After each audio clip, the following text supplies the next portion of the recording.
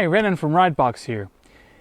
Even though exiting a drop is not affected by its size, the landing is. As we start dropping and we start increasing the size of the drops, the main thing that is going to be changing is the impact we have while landing.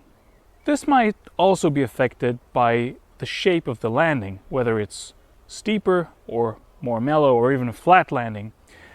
But the size of the drop affects a lot on the impact we have while the wheels touch the ground. As you go into bigger drops, you might expect more impact. So we need to make sure that we have the right landing and the right form with our body to absorb the landing correctly. Most of our absorption is done through our legs and our knees.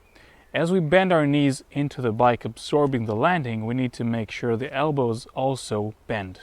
Think of your body as very smart shocks, a lot smarter than your fork and shock on the bike.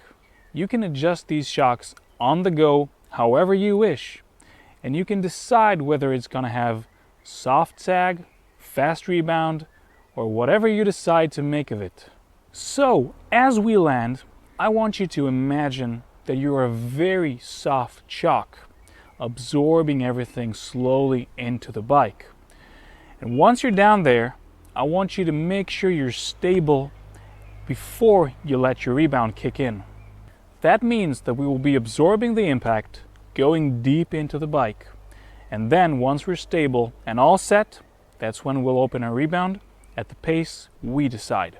I suggest that rebound will be slow, gradually opening up to a tall stance. You can start practicing this even before you get on your bike.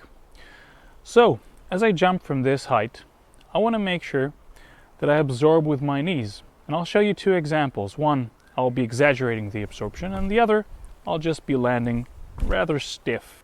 Now, this effect increases dramatically as we move on to bigger drops. Just to emphasize how important it is to absorb with our body, I want to show you the difference between our body and the shock in terms of travel.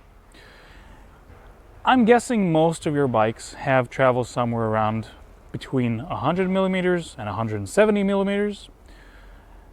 Our hands and legs have around 300 millimeters of travel.